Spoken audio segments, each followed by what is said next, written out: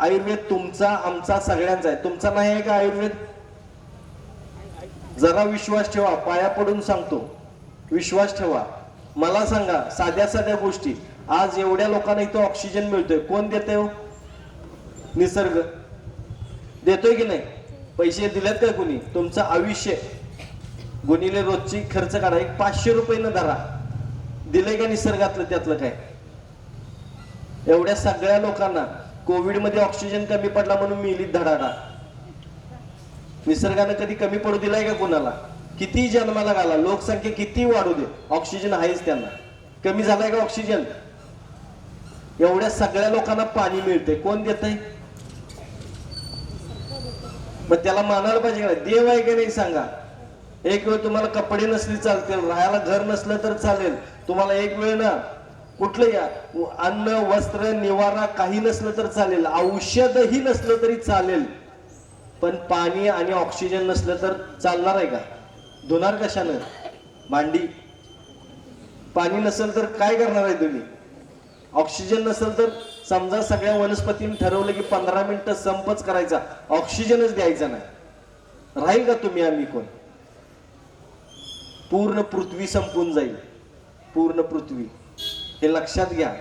हे आज साक्षात परमेश्वर जो समोर आपल्याला दिसतोय, आपल्याला जाणवतोय, तो म्हणजे हा निसर्ग आहे, हा माना. ह्या निसर्गातून मिळणाऱ्या प्रत्येक वनस्पतीचा उपयोग हा आपल्या शरीरासाठी होऊ शकतो. माता भगिनींना विनंती करून सांगतो की कसं आहे, पुरुष मंडळी बाहेर कुठेतरी फिरण्यात ह्याच्यात किंवा कामाच्या गडबडीत विसरून जातात, पण महिला वर्ग जास्त करून घरगुती उपाय करतोय, मला चांगलं माहित आहे. आता तुम्हाला सांगतो, केसांना ना काळं लावायची खूप सवय असते बघा, केस रंगवायचे. तर हे साध्या साध्या गोष्टीतून तुम्हाला सांगतो, कडुलिंबाची पानं, कडुलिंबाची पानं, आवळा आणि कोरफड ही तव्यावरती गरम करायला लागायची, गरम करायची, त्याची पेस्ट टाईप हे तयार होते, म्हणजे पेस्ट तयार होते, पेस्ट ती केसांच्या मुळांना लावायचं, अर्धा तास ठेवायचं आणि अर्ध्या तासात धुवून टाकायचं, केस एकदम काळे कुळकुळीत. करून बघा. हे जर वारंवार करायला लागला, सारखं करायला लागला, तर आपल्याला कुठल्याही प्रकारचं केसांना कलर करायची गरज लागत नाही, केस काळे भोर राहतात. करून बघा. केसांसाठी अजून सांगेन, जर समजा केसांना तुम्हाला लांब सडक झुबेदार पाहिजे असतील, छान केस सिल्की पाहिजे असतील, तर साध्या साध्या गोष्टी असतात बघा.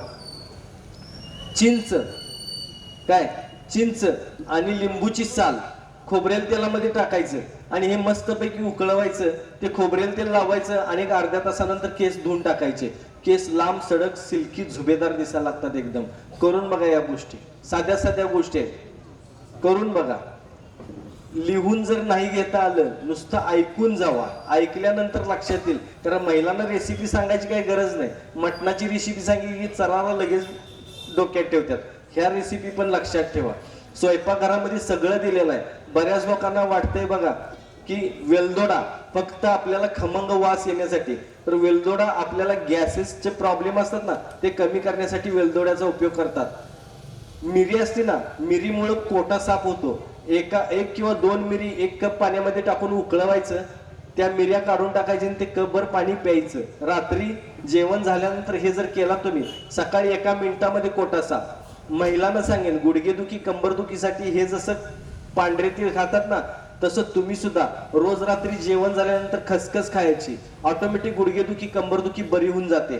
त्यापेक्षाही तुम्हाला सांगतो, अनामिक भीती, मगाशी सांगितलं, अनामिक भीती वाटत असेल, हृदयाची धडधड एक्स्ट्रा होत असेल, तर ती नॉर्मल स्टेजला आणण्यासाठी फुलपात्र भरून गाजराचा रस काढायचा आणि त्यात 1 चमचा मध घालायचा आणि ते प्यायचं, सकाळी अनाशीपोटी प्यायचं.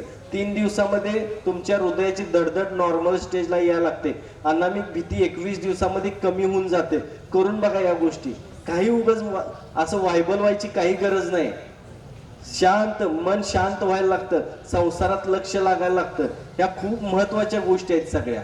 करत चला.